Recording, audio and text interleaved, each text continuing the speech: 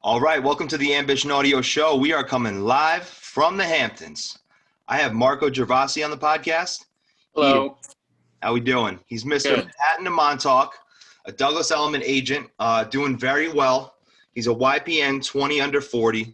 You know, we had to have him on the podcast. So how you doing, Marco? I'm doing fantastic on this gloomy day. Yeah. Is Yeah. it raining for you? Oh, it's pouring. It's Yikes. disgusting out. But we're still making it happen. We do Sure. podcast in the hurricane. Doesn't matter. Yeah, typically you do them indoors, so I don't think it's perfect. Hey, never say never for the outdoor podcast. But okay, let's jump right into it. So what was like for you? Obviously you're doing well. You know, the market's on fire. So a lot of realtors are doing well right now. But what was life like for you before real estate? Prior to real estate, which has been now 5 years and 2 months, Nice. I come from the restaurant hospitality consulting. Love it, love it. I can empathize so much. I was a restaurant person all throughout high school and college. So I see a lot of that.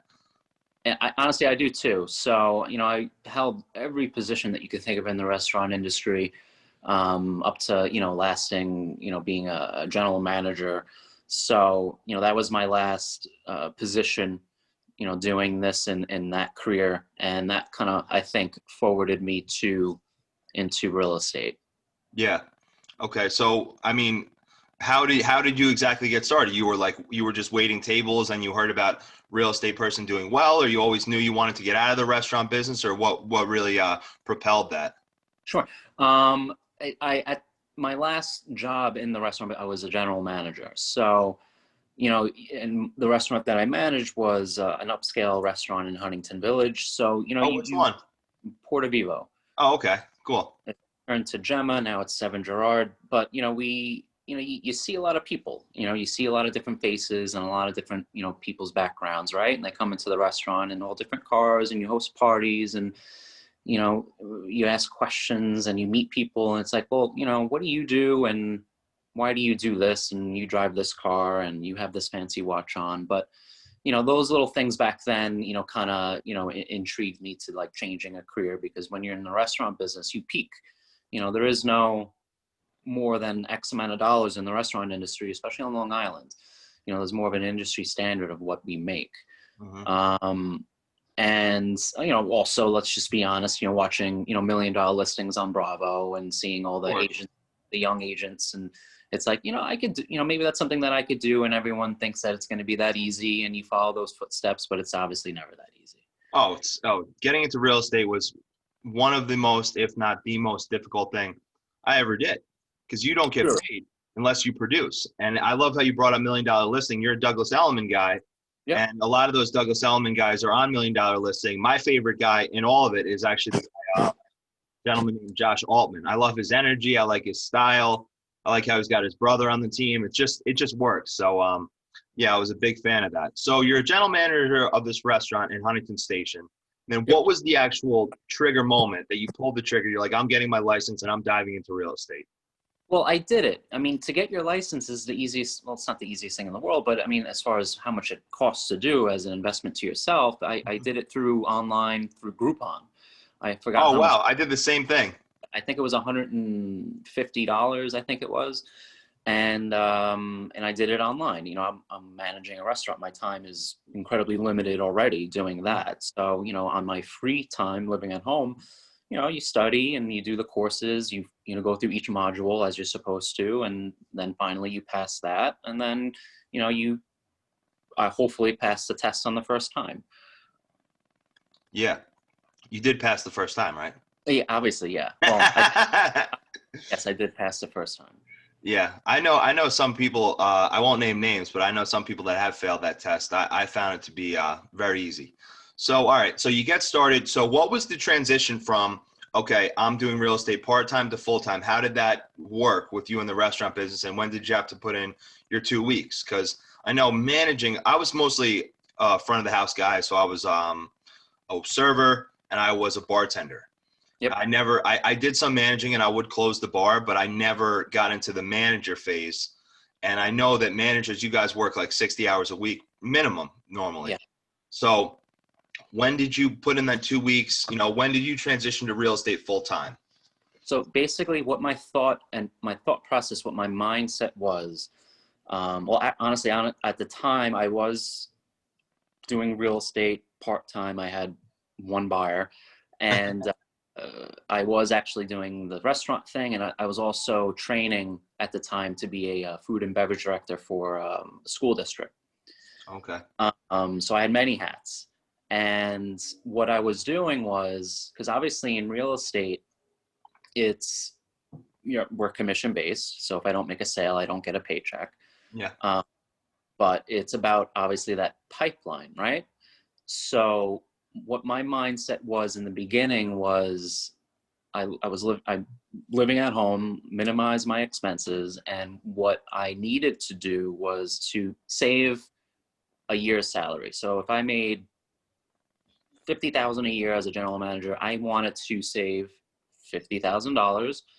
Once I got closer to that point, then it's okay, let me make the giant leap, because now I could leave everything, have a pipeline which was slowly starting, right? But it wasn't tremendous. It was one every other month, 2 months, you know what I mean? As Yeah. far as a thing. But more importantly, just feel comfortable, because I need income, that I have money saved, right? And now I can then move forward and do real estate full time, because I have money in the background. I just feel confident that I could pay a bill. Absolutely. So how long did it take you to get to that point? It took me a year. Okay, so you had your license, you were doing it part-time for a year.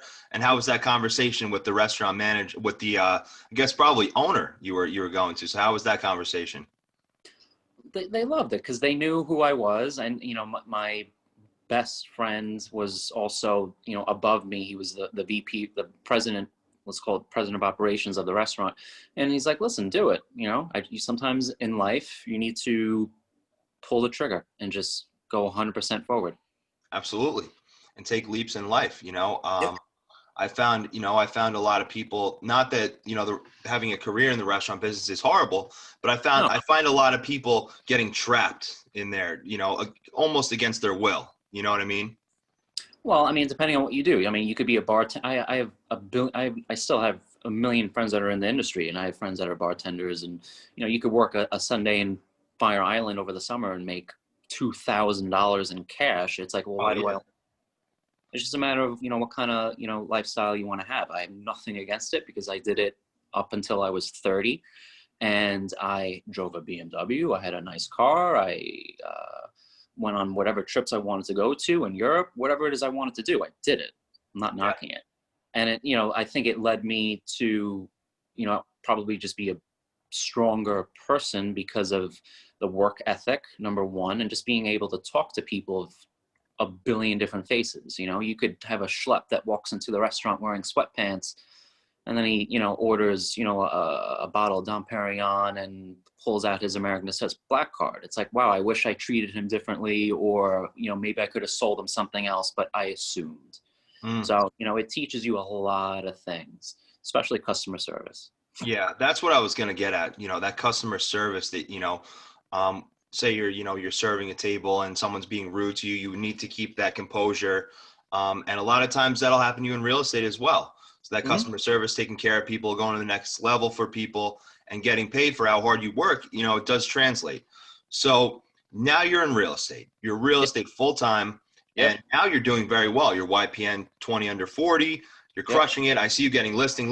We were talking about something the other day before it hit the market. Now, Yep. in this, we're amidst the pandemic where the real estate market is very hot right now, even Yep. though. So how are you prospecting? What's your most effective source of prospecting? Because it seems like you're still getting a lot of listings. So how are you doing that? A majority of it now, in my 5th year, are referrals. A Love it. good portion are referrals, and the other portion, let's call it 50-50, I think. And the other portion is social media. It's, putting up that post of something that you've sold or a new listing, and getting people excited about it, and let them see the type of professional work that you do.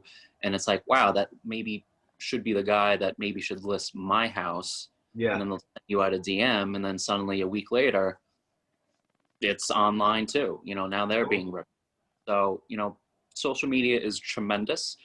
And just, you know, networking, and not in that awkward, like, oh God, he's going to, you know, ask me a million questions again if you're out at the bar. But it's like, you know, people are always talking about something. I'm 35 years old, and this is the conversation of our friends, Hmm. you know, what people are doing. And, you know, if you hear something in your ear, it's like, hey, how are you? I'm Marco from Douglas. You know, I don't mean to eavesdrop, but I kind of heard you talking about something. Listen, let me buy you a drink, but here's my card.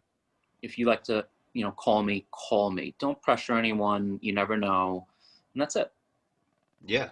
And that's really cool how you highlighted about social media. You know, I've never gotten one deal through social media, and I hear so many people saying that they're getting deals. I feel like you know, actually I shouldn't say that. You know, I've worked my sphere a little bit, and you know, the social media has helped me. You know, helped me get my name out there as, okay, I know James is doing real estate now. You know, so people now reach out to me with what's that?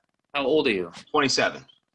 So you are the perfect example, because, you know, especially someone your age, I mean, you have your sphere, your friends, let's call them, that Hmm. are going to be getting married like today, like next year. So I wish I did what I did 10 years ago, because I would have had 15 more deals done between the friends that have, you know, have bought homes in the past. But, you know, work that sphere, make sure that your friends and your friends' friends and your friends' friends know that this is what you do, because they're going to be pulling the trigger, getting married. And what happens after you get married?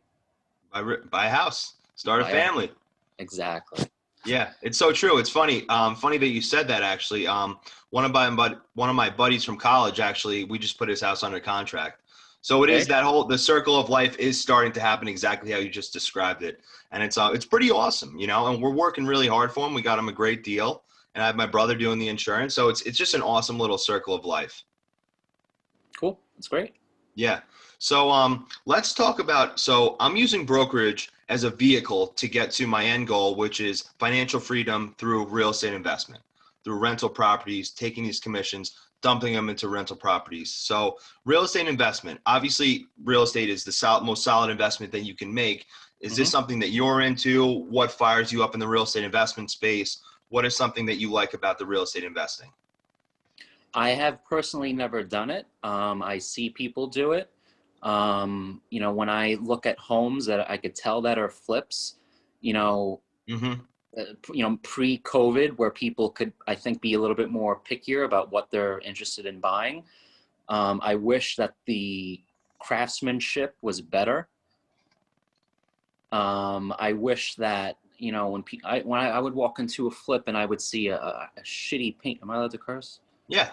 A shitty paint Yeah. job. You know, people would paint over the light switch and the light bulb, and I'm like, you know what? This looks disgusting, and it's basically copy and paste of the same house that's white and gray. I know that's what people want. But personally, as far as what you're talking about, as far as investing, I don't have any experience with that. I wish for the people that are doing it can be, I think, cost efficient if they can, but just be a little bit more creative in the design. So it's just, I think, better looking, if Okay. that makes Yeah, you're seeing a lot, and I know because you know I'm working with a ton of buyers right now, so I'm having my inspector go out to, you know, he's doing 2 inspections a week with me, and you know, he can tell when we're doing these flips. He can tell. He'd be like, "Oh, this guy did it. I know he does. I know he cuts corners here. I know he it's did all a this." Home Depot product. You know, I'm spending, you know, and they're gonna just you know, people are just gonna gut the kitchen anyways. It's a Home Depot product. Hmm. Yeah. So you've been doing real estate now for 5 years. I'm going on my second year. I started in the commercial space. I'm pushing, you know, 7, 8, 9 months, I forget, on the residential side. And I'm really, you know, the past 2, 3 months is when I've really, okay, actually, now I'm actually making money now, you know? Mhm. So let's talk about how long it took you to start actually really making money, and what's one of the craziest deals you've ever done? Because I'm sure you've seen a bunch of stuff. I've seen a million stuff. How I got there, you know, the first year was incredibly difficult because you're doing, you know, one at a time. But Hmm. again, when we talk about that pipeline, what that pipeline means is, you know, your contracts, right? Because I have a closing tomorrow. I hate closings. Why? Yeah, I would love to know why. Because the business is done. The folder, like I have a folder, right, in my filing cabinet in my desk. I go through it every single time I need to pull something, but once it's done, it's done. It goes away. It's going to collect dust. So it's all about that pipeline. Of course. So my mindset, because yes, I will get paid a week later, but my mindset is once I get something in contract, the day I get something in contract is now a new goal. I have a year goal, and then I have little mini goals, right? The minute you get something in contract, typically they take what, 45 days to close, right? Yeah, on average, yeah. Okay. So that means I have 45 days to get another piece of property in contract, and just do that. Have that mindset, and once that happens, and you'll kind of just forget about it a little bit, and then suddenly, 8 months later, you're gonna, on your MLS, my listings, oh my God, I have all of these, deals in contract, and hopefully listings too, and it's all because of that. For me, that window of opportunity for that goal. It's something like hopefully and next week I should have 2 properties in contract, right? Nice. That means I need in 45 days 2 more properties in contract. I like it because you know what, you lost me for a second, but you got me back again. I like that because when you're like, yeah. So if I put 1 under contract, I just got to get 1 more. I was like, well, you're only doing like 10 deals a year, but you are doing, you're putting like 1 under contract a week. Now you're actually making a lot of money. Right. So if that happens, or if there's 2 or 3, I had 4 contracts this month. We'll have 4 contracts. That means I need 4 more in 45 days. Yeah. And how are you going to do that? How are you going to get more? How do you prospect for them? Well, that's, ideally another listing. Yeah. From any of the contracts that I do get, I write out a personal letter to the street that the house was on to let them know, hey, just to let you know, recently this XYZ address has been put under contract. It's in this amount of days. If you're curious, you could do something like that. You could door knock, even though people don't like to do that if we're allowed due to COVID. I'm actually not sure. Doing little things like that. But, you could have I could have an open house and 60 people will show up. You're telling me like 1 buyer from an open house? I like that attitude. So, then turning that buyer ideally into another deal. Now, I'm not pushing them. I've had buyers that, it took them a year to find something. It is what it is. They're buying something that's incredibly expensive. I'm not going to push them, but, that's where you need to find and prospect for these new deals. Absolutely. Yeah, I just went through something similar. I put like 6 deals under contract, and I was excited because I finally had a pipeline, and then they boom, boom, boom, all went under contract. And so I started, I just recently started prospecting again hard. And I want to ask you a quick question. So when you're finding these buyers, are you going with them on a trust basis, or are you making them sign a buyer broker agreement with you? It depends on the person. If they're my best friend, it is what it is. We have that conversation. If I don't know them, prior to every buyer that I deal with, prior to going out with them, I basically, now I can't do it because of COVID, but if I could go to their house and do it there, because we can't do it in our office, or we could do it over the phone, but we have a conversation. It's a lengthy conversation. It will be for an hour, where we talk about the entire process from beginning to end, so they understand what it is that they're doing, because maybe they're not even pre-approved yet, and we'll help them. I'll advise them with that. Then obviously, yes, I'm going to go over everything that they need to sign from, if they want to be represented as a buyer's agent, and I could tell them about the benefits of doing that. Obviously with a disclosure that's open-ended, right? But if I wanted to make it more concrete, you could have them sign that. And obviously the fair housing and discrimination and the COVID and this and that, and then I need the last 4 digits of the Social Security. That was a joke. Wow. Yeah, I was wondering. I was like, why does he need his Social Security? No, that was a joke. But just making them sign everything that it is they need to sign, going over the entire process, setting expectations. And then from there, hit the ball rolling, Yeah, find them a house, and having your representation matters so much because when I was first starting, it was bidding war, I wouldn't get it. Bidding war, I wouldn't get it.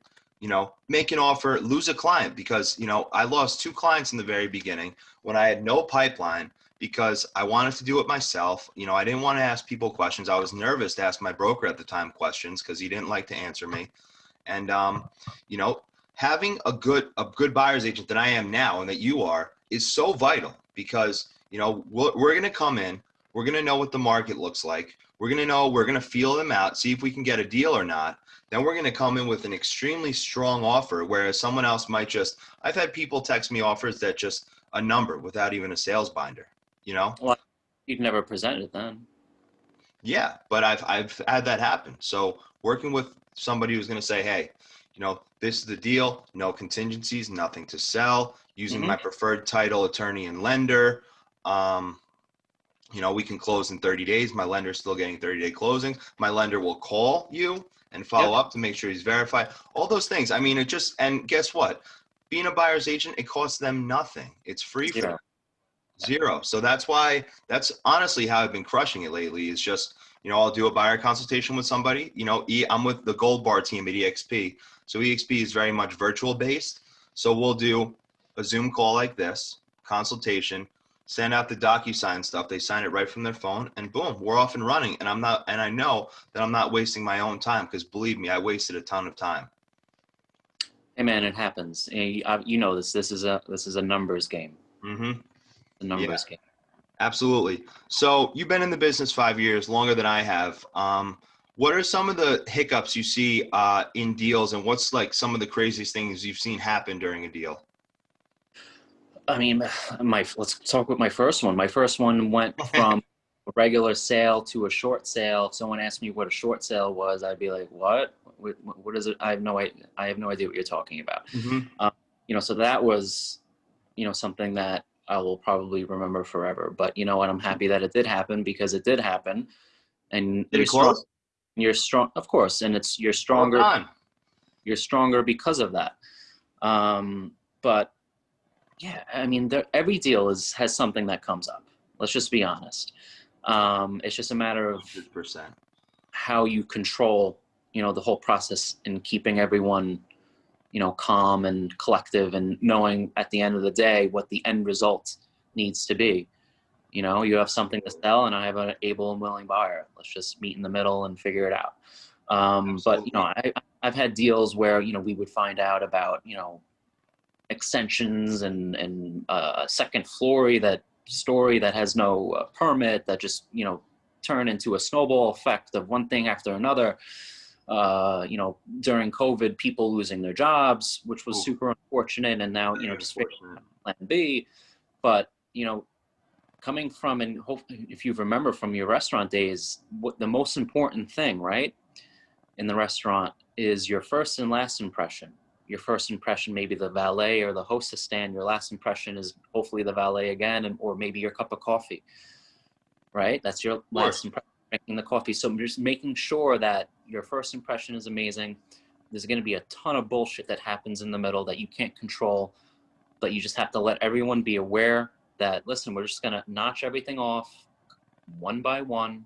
Mm-hmm. We're going to get through the finish line and then get to the closing. And that will be your last impression where everyone's happy, even though it was so stressful to get there. And then hopefully that's going to be how they're going to remember you by. Yeah, absolutely. And this is why I love doing this podcast. Not only is it great networking, I get to really meet guys like you, but I also get these real golden nuggets of information like that. The first and last impression. I never really thought of it. I try to just how true. What's that? How true is that? It's so true because it's parallel, like you said, to the restaurant business. When you meet them, you want them to like you, the prospect, turn them to a client or to a friend, and you want middle craziness, appraisal. Where's the appraisal coming in? This, that, the third. Then at the end, you give them a nice closing gift, and you're friends for life, and they make sure they leave with that good taste in the mouth at the end. And that's something I'm going to strive to do. There you go. Yeah, I like it, man. Marco with a little gem right there. Was that a little wink? I like the little work hard thing in the back right there. Are you doing anything in the video podcast space right now? No, I don't do anything like that. I actually haven't. I don't know why. I have been hesitant to do anything, video wise, but I do have, because when I was in the restaurant business, I tried to do some of the marketing there, and I have a gajillion ideas for marketing because I just want to. I want to do something. If I were to do something, just be totally different Yeah. than every other realtor that's on Long Island that's doing something. Hmm. Uh, uh, my attention span is 2 seconds. So, if it's boring, I just keep swiping. So whatever it is that I want to do, and I'm a perfectionist, it needs to be amazing. I haven't figured it out yet. I do have a bajillion ideas, like I said, but it'll come into play. And when I do, it'll be fucking amazing. Love it. Love that energy. So, all right, cool. So obviously you're doing well in real estate. I've been speaking about this in a lot of my podcasts. Interesting topic to me.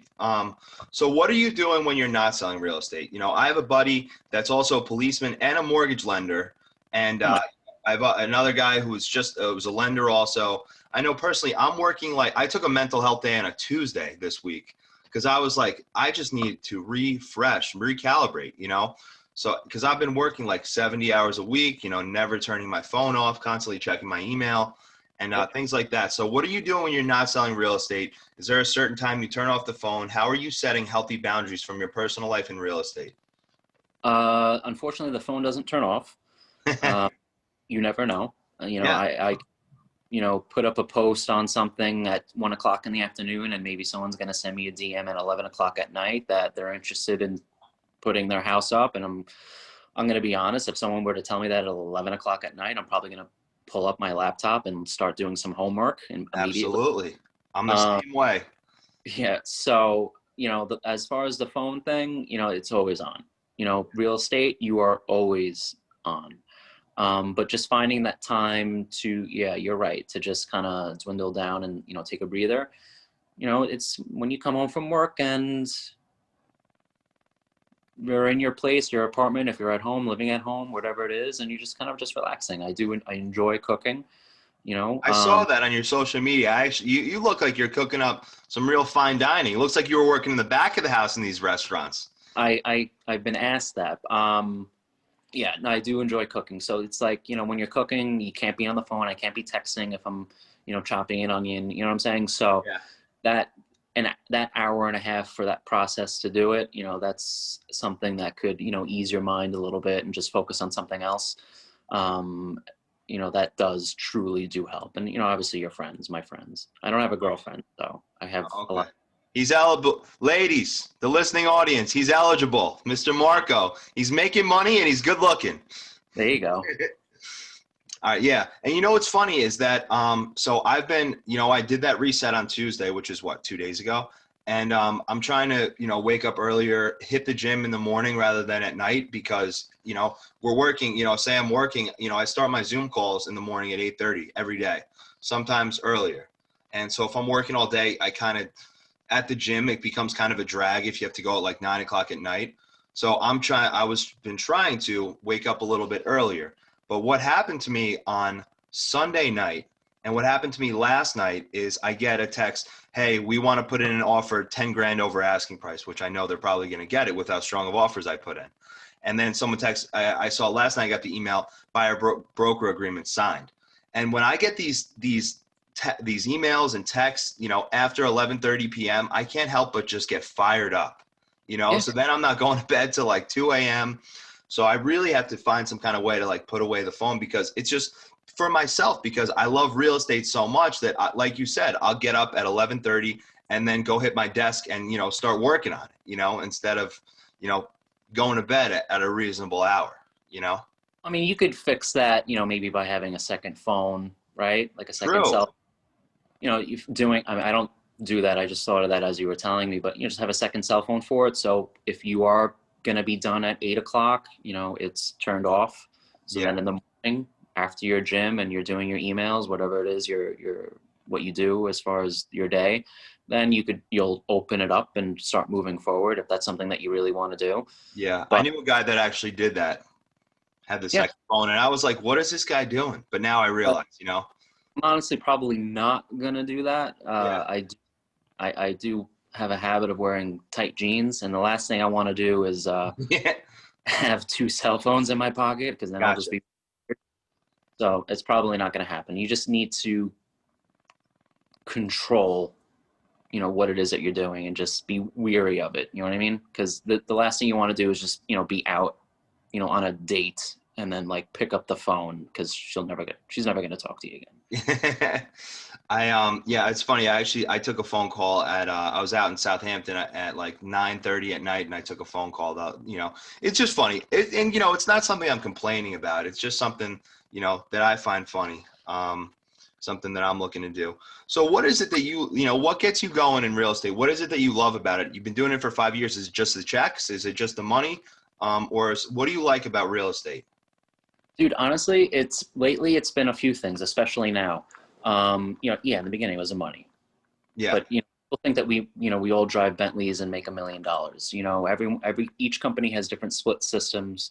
Mm-hmm. Then you got to pay 33% tax on it. So if I make $5,000, I got to pay 33. You know what I'm saying? So Yeah, the I know what money you're saying. is good, but people think differently. But what gets me going, honestly, is I remember in the beginning when I did like my first few deals, and I was 30, 31, and we were at the closing table, and I was sitting there, and I see like 10 people at the closing table, way older than me, some 70-year-old attorney that wears a bow tie, that thinks who he is. And I'm realizing that we are all sitting here, you're getting paid, you're getting paid, you're getting paid, and you're getting paid because of The clients. right, Oh, because because of you. correct. I was waiting for you to finish my sentence. Because of me. Everyone is getting paid because of me, and how valuable that was. And Hmm. that was something that that kind of put me back. But also, obviously every deal is different. But I did a deal where it was a referral, and she had a co-op in Queens, single mom, and she wanted to move out to Long Island, and she was doing it on her own. It was super stressful, trying to sell her apartment, and we finally did. And then now she's coming to Long Island, looking at places, juggling the kid, and working. I think it was 2 or 3 jobs, but she was Wow. doing. You know what I'm saying? She Good was for doing. her. And at the closing table, when we were all wrapped up, and you give her her key, she starts bawling out, crying, because for some people but for some people it's like it's different. Everyone has a different need to why it is that they're doing what it is that they're doing. Yeah. And you realize that they're really happy, and you were able to do that. That's super fulfilling. That drives me too, to be honest with you. So Yeah. Wow. That's an amazing story. Just such a, a comeback story. I'm sure, she's working 2 or 3 jobs to put her kids, through school or just put food on the table. And, you helped her sell her home and get to her goal out here in Long Island. I mean, yep. that's incredible. That's an awesome story. And I'm You know what I sure mean? she's still a friend for life, because of that. Yeah. So, all right. So, last question.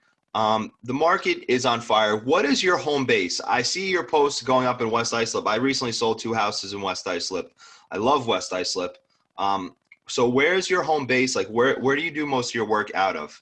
I have a car, so I will go anywhere. Oh yeah, Montauk to Manhattan. Montauk. Well, I mean, come on. I mean, that's just nice to say. But the Yeah, farthest oh my God, west I've been is Long Island City. We cool. had I have an I had office there. Long Island City, and then was trying to do some more work there. The farthest east I've been so far is Manorville, Okay. and during COVID, since we were in different phases, my seller was actually moving to the Hudson Valley, and when one key merged, we had access to all those areas. Mm-hmm. So I wasn't doing anything during COVID, and he's like, he's like, Marco, my realtor stinks.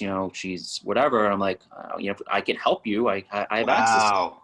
Send me the house. So during COVID, when we were in, well, they were in whatever phase that we were allowed to go. So I was driving up to like New Paltz and Oh, doing, New Paltz is an awesome town. My brother went to yeah, college there. right by the CIA that's over there. Like we were, I was doing that like over the weekend. He's like, "You sure you want to do this?" I'm like, "I'm not doing anything else. Let's just go. What else am I gonna do?" So Wow. there is no home base. My office is out of Massapequa, Okay. but other than that, I will drive anywhere. And I have a phone that has Google on it. So if someone needs to know what the area is like, I could probably figure it out. Absolutely. Absolutely. I love the fact that you go everywhere. And I love the fact that you worked out a deal up in the New Paltz area. That's amazing. So, Right? really quick, the market's on fire right now. That's why I was kind of asking you what market you're in. I've been doing all Suffolk County, breaking out into the Hamptons right now. My first deal under contract in the Hamptons, and I'm looking to really expand out here because not only, yeah, thank you, because not only are the commissions obviously higher because of the sale prices, but the commission percentages as a Are standard. high. Yeah. So instead of giving the buyers 2%, the buyers are getting 2.5 and 3%. Yep. So that's something that really intrigued me when I was working on this deal over in East Quogue, actually around the block from where I live. Well, there's not really blocks around here, but you understand what I'm saying. It's a half a mile from where I'm sitting. I saw on the on the listing, it said 2.5%. I said, wait, what? Because I Yeah. thought these bigger houses were getting less. So that's something I'm looking to do. I have a meeting today in East Hampton. So anyway, long story short, how long do you see this market staying on fire in Long Island? Well, I could brush up on two things. Let's talk about that commission. So Yeah. you know what you could do? You could create a split presentation of the town. Maybe you're working on a listing, right? So you could do a split presentation that shows the different putouts of commission starting from 3 to 0. Usually the 3 tends to be foreclosures, 0 is, God knows what else. And you could actually show value What do you to mean? your potential seller to why because my name is Marco and my fee is 2.5%. But Mr. Homeowner, I need to let you know that we need to be aggressive with everyone else. And you Yeah, show them presentation because sometimes there are those discount brokerages that do it for a lot less, and you need to show yourself why that is a bad idea. So if absolutely. you want to be competitive in this market, do you want to be at the bottom of this list of what people are putting out as far as other agents? Do you want to be at the top of the list? Or by all means, let's be in the midst of everyone else. So Yeah, you can get that high I like commission. that. Yeah, I like that a lot. I mean, because once I have these buyers locked up, they'll send me like for sale by owners. And as a realtor, obviously, I'm going to steer away from that because I don't know if I'm going to get paid on it. If I see, You're going to include it in your offer. This purchase price is based on a buyer broker agreement fee of 2% paid to Realty, right? It's yeah, included in the purchase price. you've So done it's, you've done that with a for sale by owner, brought a buyer, got that 2%. yeah, Yeah, because nice. because they have to I've not just think, never done it yet, so I'm just weary about doing something like that. well, Or they for to be included. And then it's like, listen, that's not coming out of your pocket. It's just included in what my buyer is bringing the money to the table. yeah, The buyer should be held on a throne coming into the house because they're bringing in the money, right? of Nothing's course. going to happen. They don't write the check. So it's included in their purchase price, Mr. Homeowner. Don't worry about it. You're not paying for it. They are. But it's included in the purchase price. That's all. Absolutely. Love it, love it, love it. All right, cool. But as far as the market where it's going, yeah, it's hot. It's hot because there's 2 homes for sale. You know what I mean? Yeah. Why So aren't more people listing? Is crazy to me. what was that? Why aren't more people selling right now? It's crazy. Inventory is just low. It's just low, and inventory is just slow. It's not like people are putting out bad loans where something like that's going to happen where the market crashes. Let's just say it's just inventory. It's just a problem of inventory, and what we have is a tremendous surplus coming from the metropolitan area coming out to Long Island on top of low interest rates. So when you mix the two together, you want to talk, I like to cook. When you mix all these ingredients together and you're going to get a phenomenal dish at the end, and this wave of people coming in, you turned it into 5 buyers a few months ago to 15 because, New York City is going down and there's rioting and whatever, and people just don't want to live there.